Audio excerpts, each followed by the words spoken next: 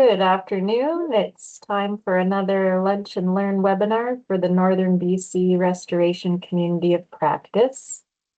If you are new here, hello, you're very welcome. The Community of Practice, or COP for short, is a group of organizations and individuals whose purpose is to build practitioners' efficacy and capacity through improved knowledge sharing, communication, and collaboration. We're guided by an organizing team with members from CERN BC, Fish and Wildlife Compensation Program, BC Wildlife Federation, and the Caribou Habitat Restoration Fund via HCTF. The webinar is being recorded in its entirety, and you'll be able to watch it later on CERN's YouTube channel. Today, we're lucky to be joined by Dr. Catherine Tarasoff, who's going to share some leading practices she uses when managing reed canarygrass. Over to you, Catherine. Thanks. Okay, so I'll just give my short introduction of myself. It's probably best if you want to see what I'm up to follow me on Instagram, Agrowest Consulting. That's my most kind of up-to-date and spontaneous postings of what I do. But my background, my undergrad is in Natural Resource Sciences from Thompson Rivers University. And then I have a PhD from Oregon State University in crop science with a specialty in weed science. I went on to become the invasive plant ecologist at Michigan Technological University. And then I kind of hated that style of work and moved back to BC and started a consulting company that really specializes in trying to bring the fundamental principles of research into restoration and on-farm. I also do on-farm research and trying to always think about how we can incorporate a little bit of research into what we do so that our results are shareable and that we can learn from the results that we get. So this is a perfect venue for me to be sharing the work I've been doing using benthic barriers to kill reed canarygrass. That first slide there is not where I do my research, but it's a very typical condition where you might find reed canarygrass in a slow meandering wetland. Next slide.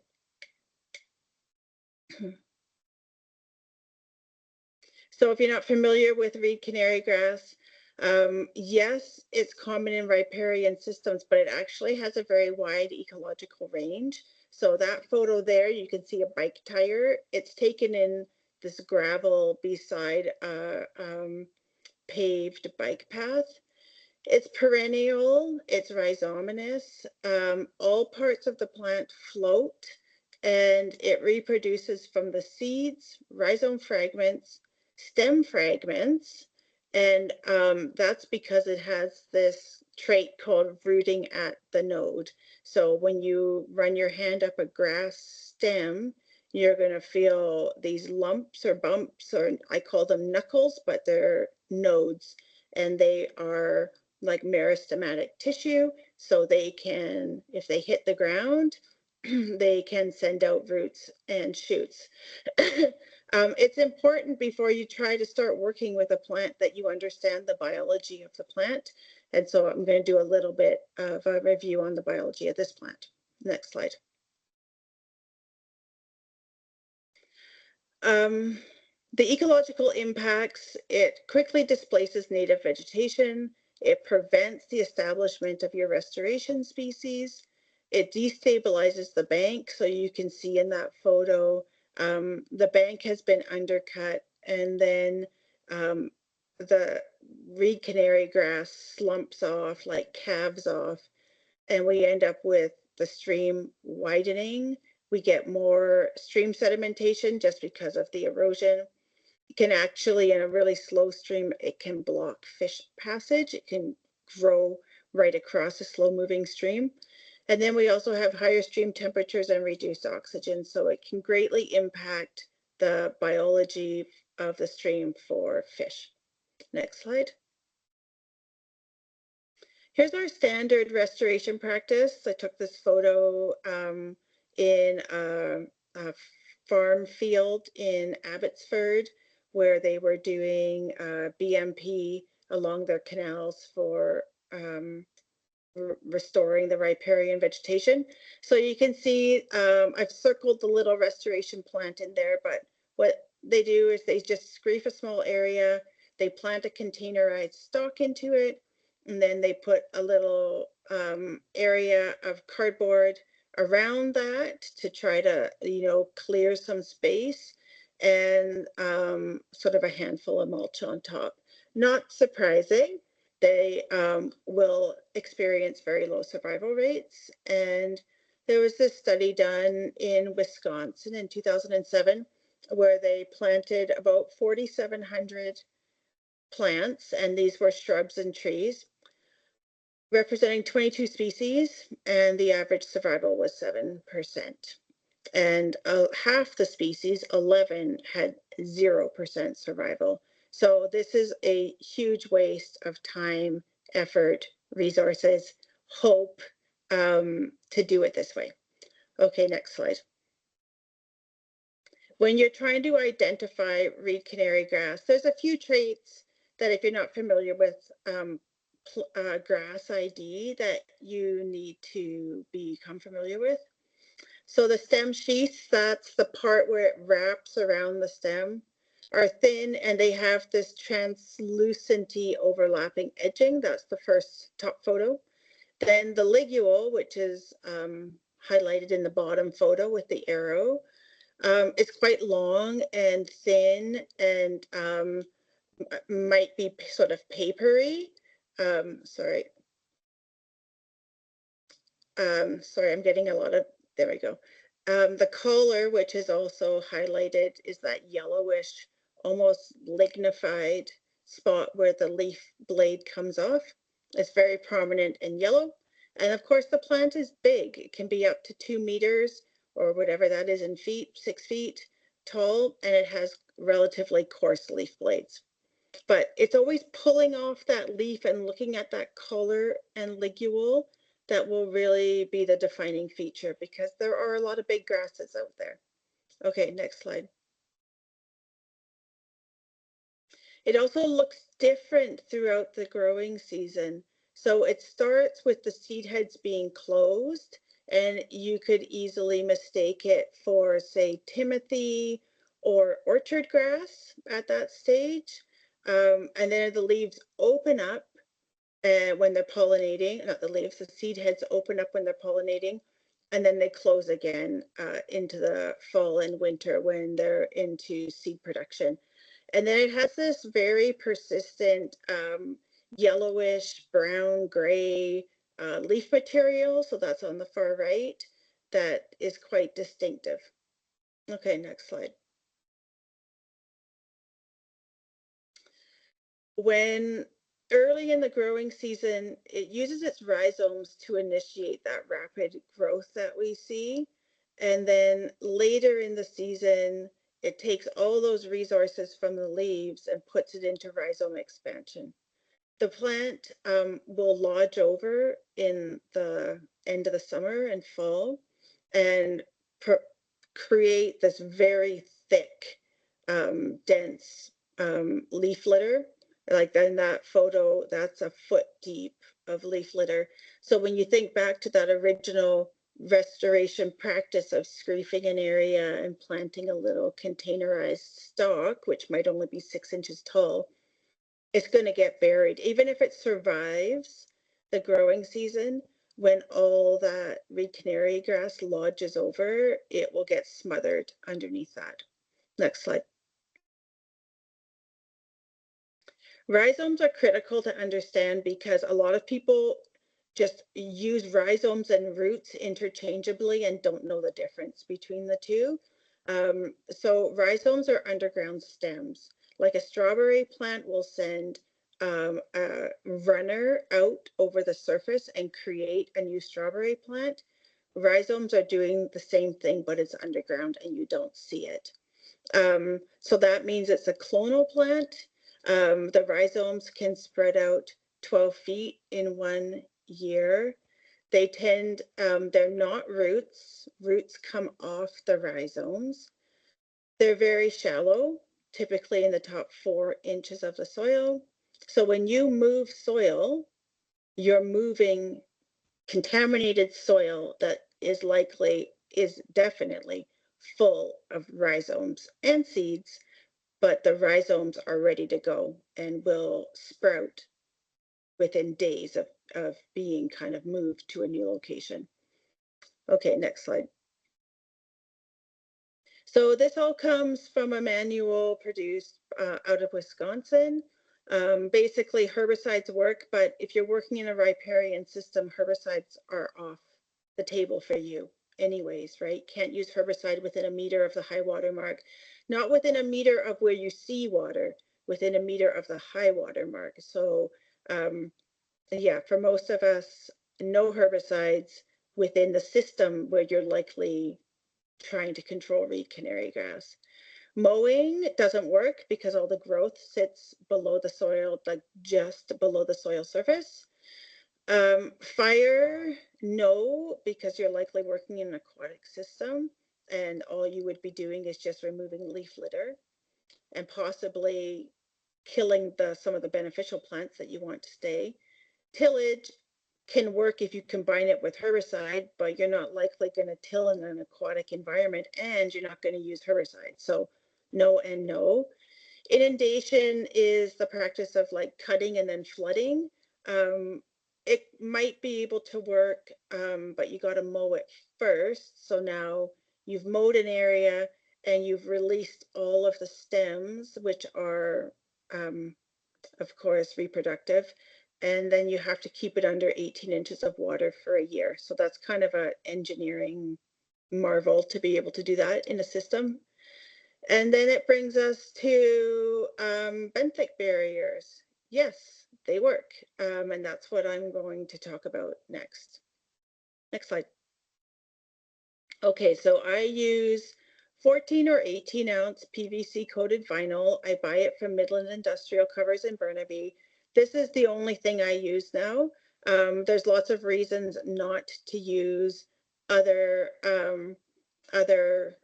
products, like plastic-based products just crack and fall apart. They're not durable. Woven products, the reed canary grass just works its way through the weave.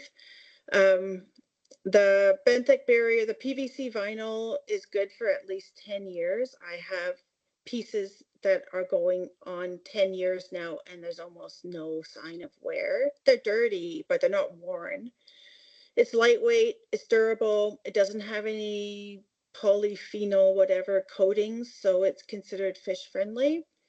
It is buoyant neutral, so you need to think about spikes and weights to secure it. And it's kind of expensive for the original upfront purchase, about $1,100 for a 1,500 square foot roll. So you're looking at whatever that is, about 90 cents a square foot. But that gets cheaper and cheaper the more times you use it. And chances are, if you're trying to control reed canary grass, you're not going to be done after one treatment. Okay, next slide. Now, the critical part for reed canary grass is to control those rhizomes. So you need a perimeter containment. If you've been to one of my yellow flag iris workshops, we didn't do this because the rhizomes grow so slowly. So you have a few options for perimeter containment. I started with this lawn edging that I bought at Rona. It's cheap, but I would never, ever, ever use it again. It was so frustrating. Then I moved on to 1/8 inch steel flat bar purchased at VAR Steel and cut into 5-foot sections. And I grind off the metal spurs because the metal spurs will rip your hands and the material. This works great. Again, it's expensive. It's probably $2 per linear foot. Lasts forever, so you just keep reusing it and reusing it. And then the other possibility, which I have not tried yet, is to dig a trench and then spike the material into the trench and secure it with spikes and some backfill. You could try making the trench with a ditch witch or a ripper attachment on a tractor if you have a participating producer that has a tractor that has the ripper attachment. If the soil's dry enough to get a tractor into that site. So the whole trenching with spikes, I feel like there's lots of opportunities there. I just haven't tried it yet. Yeah, that's it. The critical thing is that it has to go down at least 4 inches. I try to do 6 inches because remember the rhizomes are all sticking. They're all in that 4-inch layer of the soil, sometimes very shallow, but 4 inches is where it's sort of the deepest that it will go.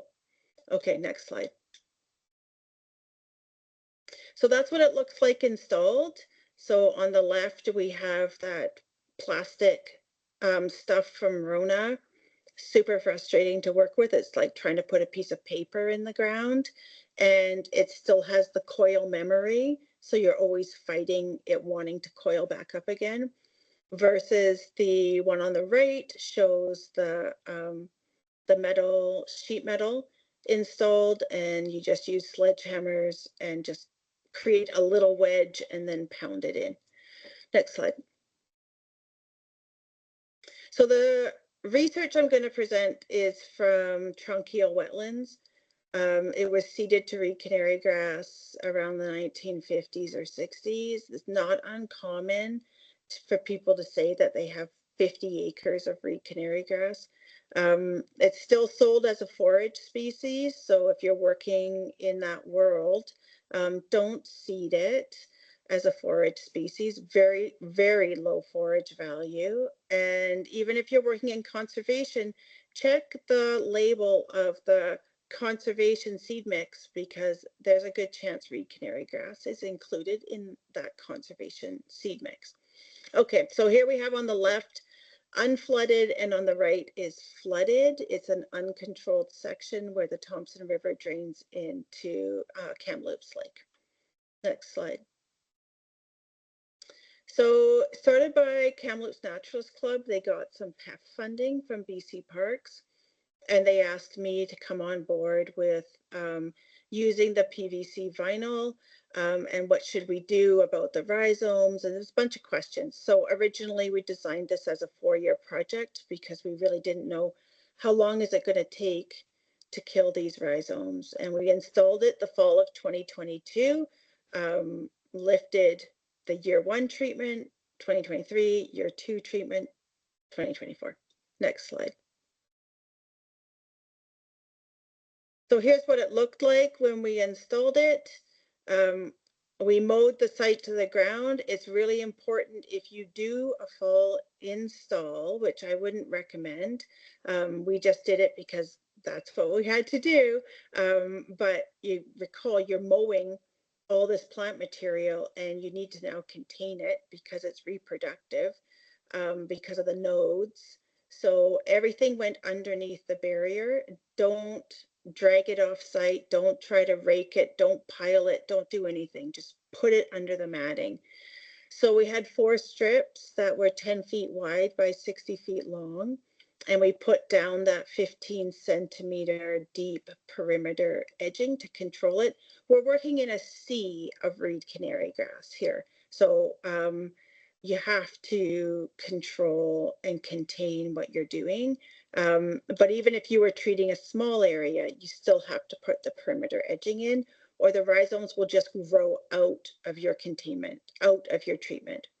We used lots of rocks and spikes to secure the barrier. Next slide. Here's what it looked like. The water had come up and then dropped back down. So you can still see there's some air bubbles at the end of that photo, but when the water recedes, the rocks just help it to come right back down to its where it should be. Okay, next slide. So yeah, we had to do it in the fall. The downside fall transplanting is you have to mow everything. Like I said, everything goes under the mat. Do not rake it or move it. And I would not do full install because you have to deal with all the plant material. Spring install is always the best. And then have lots of weights on site, like get your rocks on site. If there's no rocks, then bring in a load of gravel or a load of sand. I use a lot of sandbags because you have to get the weight on top, or the mat will, if it's going to flood, the mat will just lift up with the flooding. Okay, next slide. So when we lifted the matting after a year, we took out 20 soil blocks and we took those to the TRU greenhouse. We wanted to see, like, are the rhizomes dead? How much is coming up? What's in here? And then we installed 2 permanent transects, 12 permanent quadrats per transect, and half the site was planted with 2-inch pot seedlings, and half the site was left unplanted, just to see what would come up naturally. Next slide. So here we are in the greenhouse, 6 weeks. The control is where we mowed and didn't put the mat on top. So that's what I'm calling a control. And you can see the reed canary grass bounced back, no problem. Within our soil blocks, we had no reed canary grass rhizomes sort of sprout, and but we did have this on the bottom left. We had a lot of this willow sprouting, which was surprising because there was no evidence of anything when we put the matting down. So willows were sprouting like crazy in our soil blocks. And then we had some annuals coming up, which we couldn't really identify early in the growing season. And we just assumed they were weeds, but later we found out, no, they were not weeds. Okay, next slide. So that's what it looked like with the willow. You can see there's the woody, like the woody root or rhizome coming out from that. It did not spontaneously germinate. It comes from some kind of woody rootstock. Next slide. Here we are, January. There's still no reed canary grass recovery, but you can see on the left slide, the reed canary grass is alive on the left side of the treatment. So you can see the barrier there, the left side of that barrier, the reed canary grass is starting to grow. You can also see from this slide on the right that we did put down mulch around our transplants to give them more space and to hopefully stop any germination of things around them.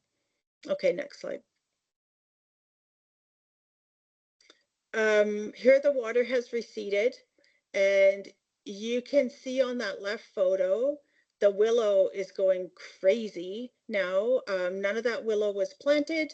It's all moved in, or it's probably all was there, just dormant underneath the reed canary grass, like it's being suppressed through the competitive effect of the reed canary grass.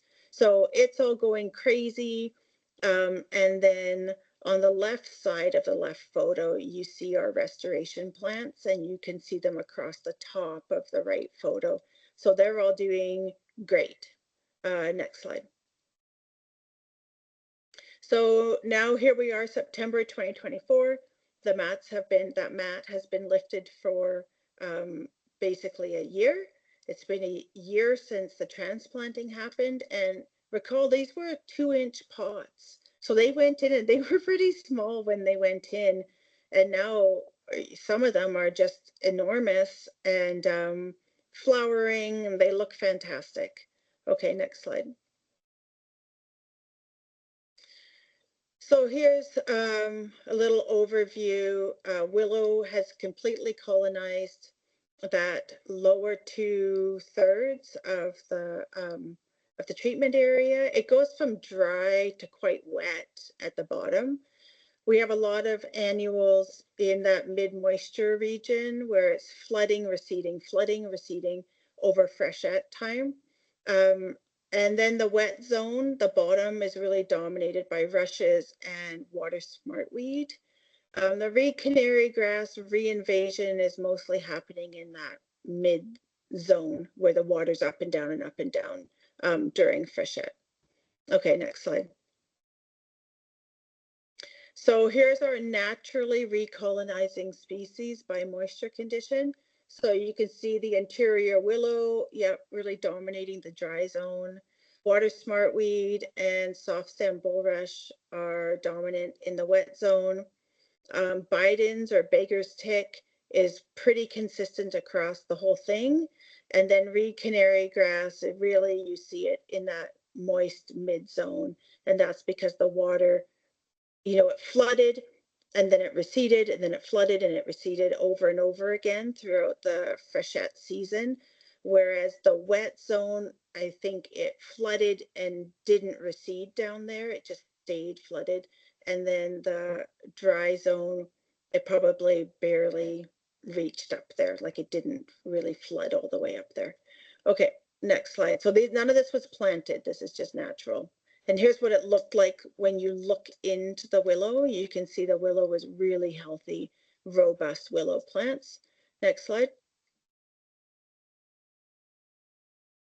Here's the moist area. We have a lot of diversity.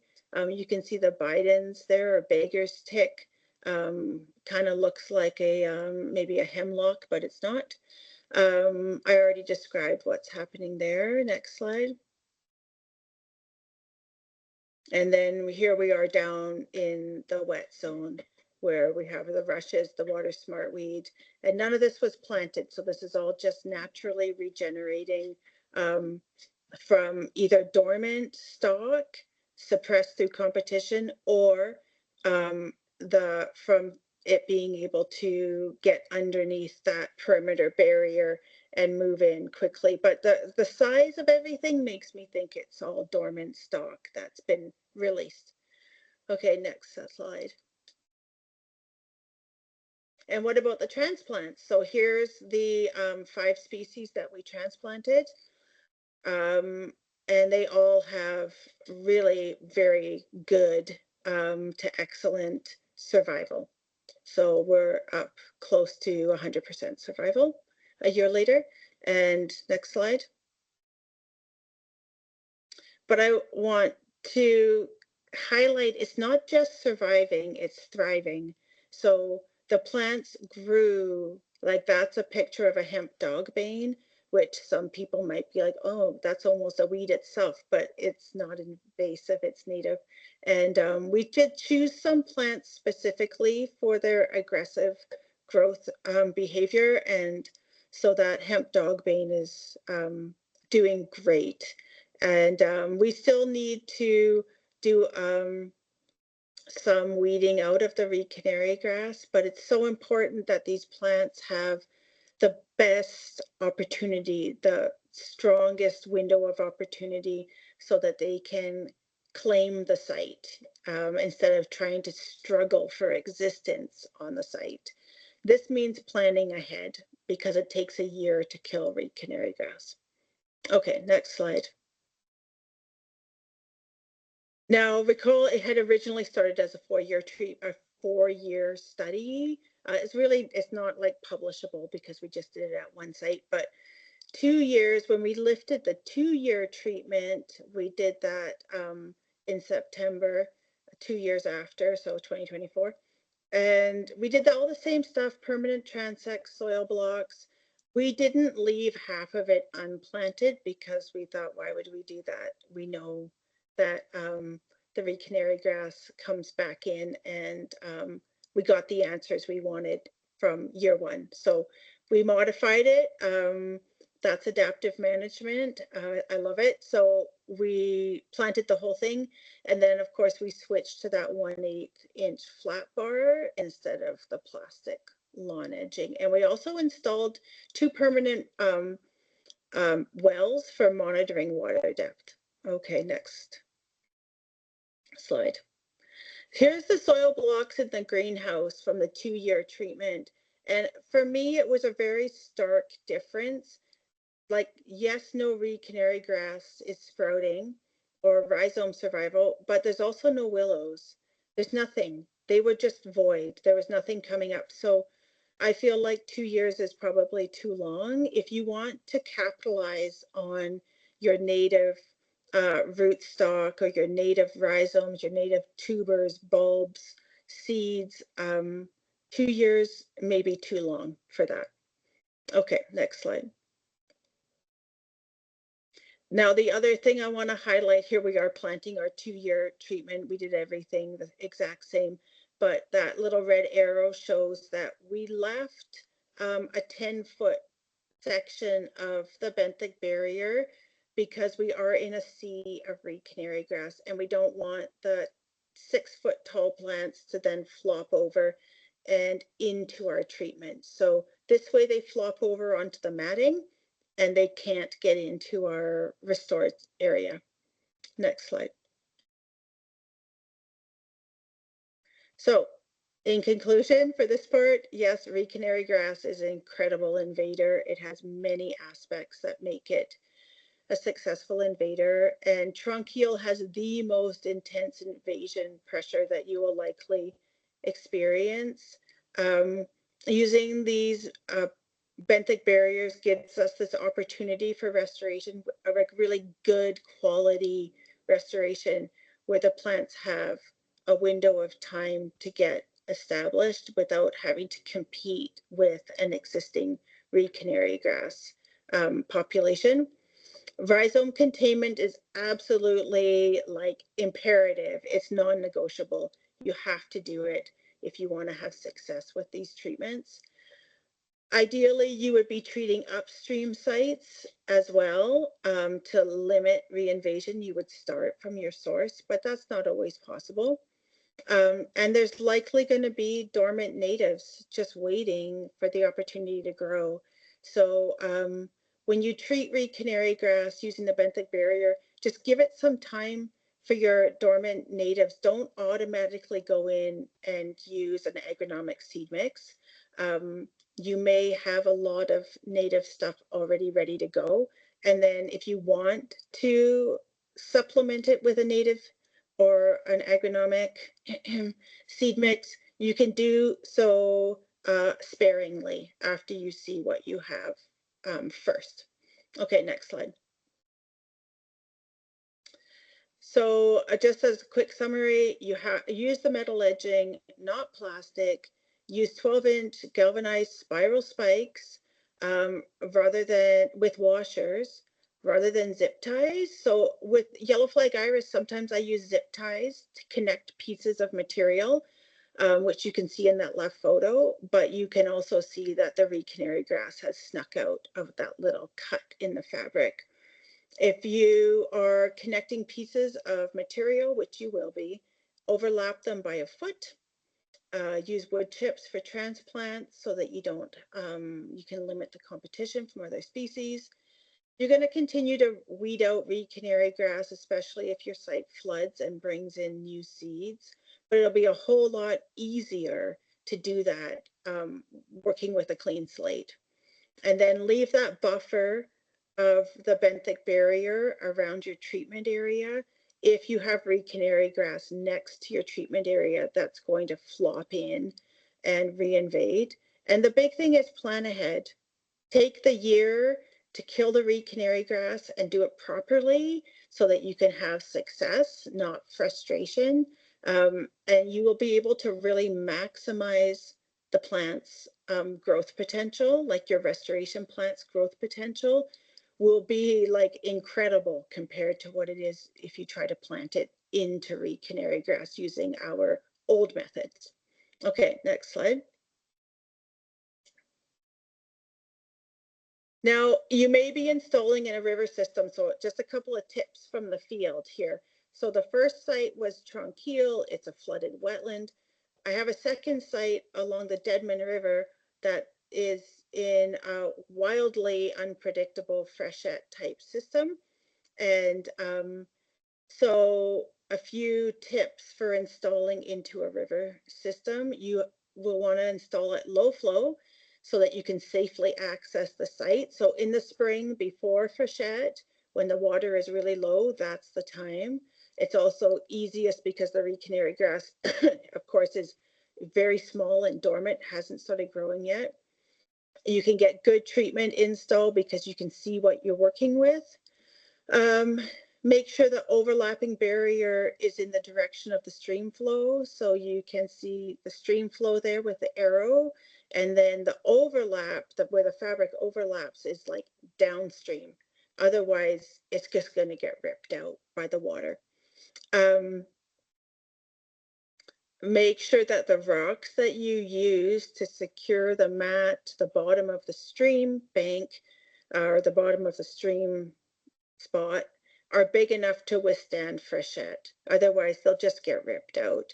The rocks are so critical to making sure everything stays in place.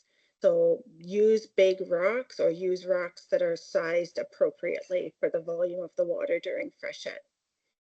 You might have to recontour the stream bank because it might be undercut and kind of a cave underneath. If recontouring, always scoop away from the river. You don't want the bucket to like flick stuff into the river. You want it to come and scoop away. Even if it's smoothing, with the bucket, drop it and smooth it back. Don't push things, never push into the river. And if you have to stockpile soil and you've got so much you can't put it underneath the tarp, then stockpile it on site so that you're not contaminating a new area, and tarp it. And I have silage tarp ? Because silage tarp might be the best thing to use because it doesn't have any cracks or gaps to prevent any spreading. So stockpile it, securely tarp it, try using silage tarp, and don't move it off site because think of it as a biohazard. It's contaminated. Next slide. Okay, existing vegetation. Here's what we do with existing vegetation. We bring the matting up around it. I like to say like you're putting a collar on it. If you're dealing with things like rose and willow and hardhack, multi-stemmed shrubby tree type stuff, I go down and I decide what the parent stem is and I preserve that and I cut everything else off so that I can wrap one stem because the whole point is no cracks, no gaps, no opportunities for a leaf to form. So this way you can completely wrap that parent stem and preserve it. I use zip ties to secure it, and then depending on the growth of the plant, you might have to take those zip ties off before your treatment is ready and redo the zip ties. They will start girdling the plant depending on how fast it grows. So that's what it looks like when you want to preserve a plant, but you also are working, to kill all the reed canary grass around that plant. Next slide. So then principles of weed management. There's so much reed canary grass. Where do I start? So I often say you need to triage your site. So yeah, you have 80 hectares of reed canary grass in some old forage field that has quite a high value stream running through it. Do you need to treat the whole 40 or 80 or whatever hectares? Think about all the values of that site, and maybe you have spots that have rare and endangered species, indigenous priorities, recreational value, spots where you have slope stability issues, water quality, critical fish habitat. Take all those values, like this is an exercise in GIS, and overlay them. And where are you getting critical overlap?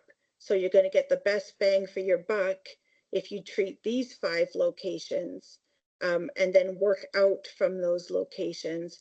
You might have a huge field and it's up against a highway and you're like, really, I don't think there's a whole lot of value in this field. The value for ecosystems is the river, the creek that's running through it. So that's where I'm going to focus my efforts. Doesn't mean I forget about the rest of the field, but that's not the priority. The priority is the creek. And then I'm going to work my way out from that creek. Or, if you have a big creek system and it has good riparian vegetation, but then it has this reed canary grass, maybe you focus on the parts of the creek where you're seeing like a lot of slumping and undercutting, and you're seeing that the fish are trying to use that area, but you know they can't because it's there's no riparian vegetation in that spot. So think critically. It doesn't have to be an all or nothing. Um, it it's not a success until you get 100% eradication. If you think that way, you'll never start. I like to think in square feet. So I like to think every square foot of reed canary grass that I treat, you know, that might be provide habitat for 5 bumblebees, a salamander, and a hummingbird, you know, like that's good. So then if I treat 100 square feet, now what am I providing habitat for? So you don't have to have 100% eradication for it to be success. Every square foot is success. Okay, next slide. I think that's it. So that's me. You can reach out to me. And of course, if you have any questions, you can email me through my website or through email. And if you follow me on Instagram, you'll see kind of the day-to-day activities of what I'm up to. Thanks, Catherine. That was amazing. I'm gonna pop your email in the chat since I took the presentation down. We do have about 15 minutes for questions, and I've got the Q&A enabled for folks, so do not hesitate to pop your questions in there. I tend to read people's first name, so I have also put the anonymous feature on for you all in case you prefer not to be immortalized for posterity. I am also turning on mics and cameras if you're a person who wants to ask questions with your own voice. That is very legit. As with all of our events, we just ask that we remember this is a community of practice where we work collaboratively. So even when being anonymous, please not let anonymity get in the way of civility, which is becoming my catchphrase for all my interactions on the internet.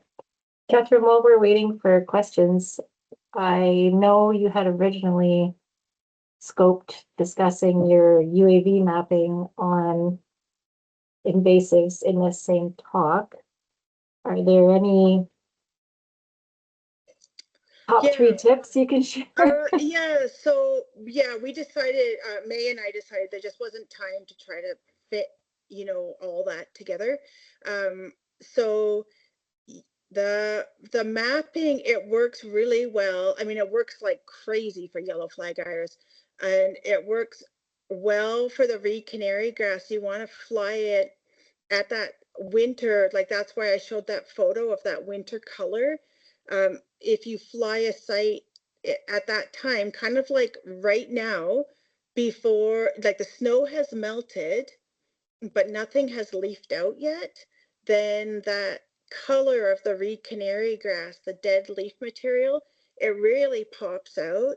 And particular like in gravel bars and along real riparian gravelly sites where there's no other vegetation kind of around it, like in gravel bars, we are seeing that, you know, we can map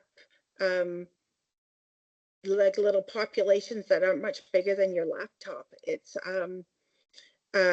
pretty amazing how clear it is at 70 meters. So we did 70 meters and 90 meters. 70 meters is just a little bit better for getting the resolution. And flying on overcast days so that you don't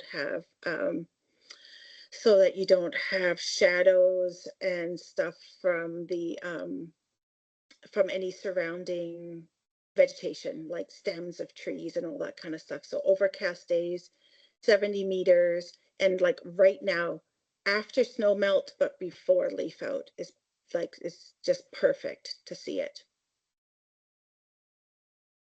Thank you. We still have a lot of snow on the ground in my part of northern BC. Yes, right. So you have some time. If you want to try it out, you guys still have some time. We're starting to run out of time in Kamloops.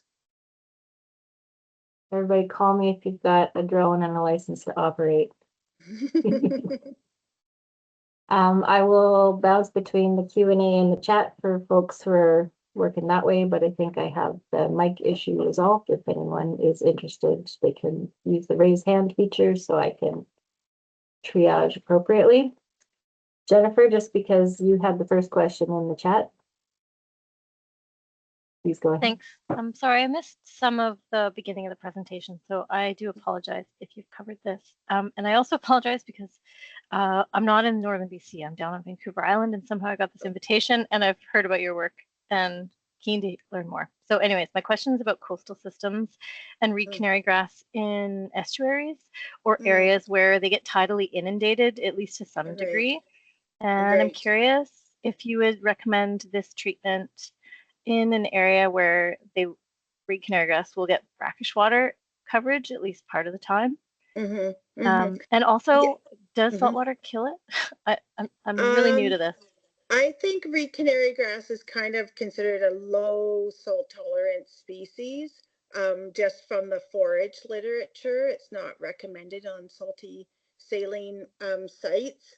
But if you're experiencing it, then it's tolerating, you know, that flushing. You know, it's not always salty because it's in a estuary, so it's salty fresh. You could use, I've used the benthic barriers in the Campbell River estuary for yellow flag iris. So yes, they absolutely work. There's nothing about salt that would impede the barriers from working. So yeah, you would just treat it just like any aquatic system. And I don't know, I would think almost that they would maybe possibly work faster because the reed canary grass might already be kind of marginally surviving to begin with. But if it's, yeah, there's no reason not to. Yeah. Thank you very much. Yep. We have estuaries up here too. The Skeena region is part of our northern community of practice. Yeah.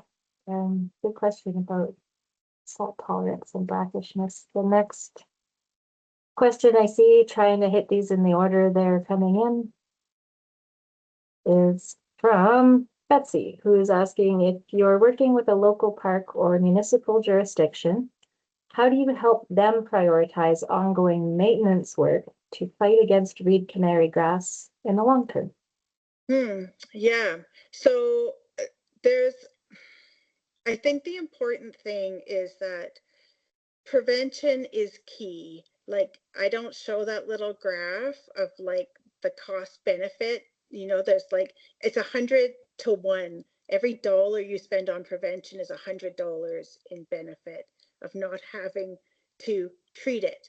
And then when I don't know if you've all seen this kind of sigmoidal graph, then when it's invaded, you know, you're down to like 1 to 1. Every dollar you spend, you might get $1 return on your investment. So if you're working with a municipality where you kind of need to get people up to speed on the importance, I think presenting to them the impact of reed canary grass and the you know, the fact that a lot of people are really into pollinators right now. Grasses are not. Grasses are wind pollinated, and so you lose. They're like a sea of like nothing for pollinators. So you need to find out what's important to the municipality. What do they care about? And find that meeting place with them. Do they care about pollinators? Do they care about recreation? Do they care about fish habitat? What is it, right? Because otherwise you just go in and you just kind of barf a bunch of information at them and it may or may not stick. So find out what they care about and then explain how reed canary grass is impacting what they care about. And then try to explain, okay, so now you've got them on the hook, right? They care. You found a meeting point where they care, you care. And then understanding the biology of the plant. Like, there's so much well-intended, poorly executed reed canary grass treatment restoration where you could just be making it worse by mowing and stockpiling all your reed canary grass clippings, and then a wind comes along and off it goes. So I would say getting to that, what do they care about first, and then you can get into your weed management approaches. But does that answer your question, whoever asked it? Yes, it does. Thank you so much. Okay. Awesome, and good advice for, I think, any work we're doing in the environmental sector. That social license depends on shared values or value components. Mm-hmm. The next question is from Jacqueline. I see you have your camera on. Do you want to ask a question? No. Okay, I will ask. That's fine. If you don't have access to the PVC vinyl, but you have other benthic barriers designed for wet sites, will it still be beneficial if you integrate in the rhizome control? Yes. So I use the 18 or 14 ounce PVC vinyl because it's relatively inexpensive. It's lightweight, it's easy to ship, all these reasons make it practical for me to use it. I have, and I still have it, a piece of real pond liner, like, it's about this thick, it's rubber-based pond liner. It's indestructible. It's kind of too heavy, and it was expensive. It's probably now like $3 a square foot. I think when I bought it pre-COVID, it was about $1.75 a square foot. So it's probably at least doubled now. The critical part is to understand how the material is going to hold up. Like, I just had a phone conversation where we talked about using burlap and cardboard, and like the combination of burlap, cardboard, mulch. And those all look great when they go down, but do they hold up for a full year? Is the cardboard going to withstand a full year out there? The burlap, of course, is a woven material. Is the reed canary grass just going to poke out through the weave? What kind of mulch are you using? Wood mulch is big and full of holes, like the mulch pieces, it's like Swiss cheese. So you're better off to use a fine mulch, like a straw mulch, that will actually compact down and provide some resistance to stuff growing through it. So I would say, if you want to try it, just email me and tell me what you're thinking, and I will email you and say if I think it'll work or not. Okay, we actually yeah. got benthic blankets that are designed to go on bottom of lakes, like thicker. Oh, Yeah. yeah. So Heavier. long as it's non-porous. Yeah. It's So if non-porous. you're using it, like to create a pond or whatever, then yeah, that would work. Okay. That should work Perfect. great. And then you just need the perimeter containment. Yep. Which we've already gotten because I've asked you about that. Oh, Thank you. Yeah. Very cool. For anyone in my part of the north, I know you can get the PVC vinyl from Granger. We have an office in Kitimat as well. I'm sure there's lots of places in around Prince George that you could get these things. Yeah, and if you find a cheaper source, let me know, because I don't have to ship it up from Burnaby.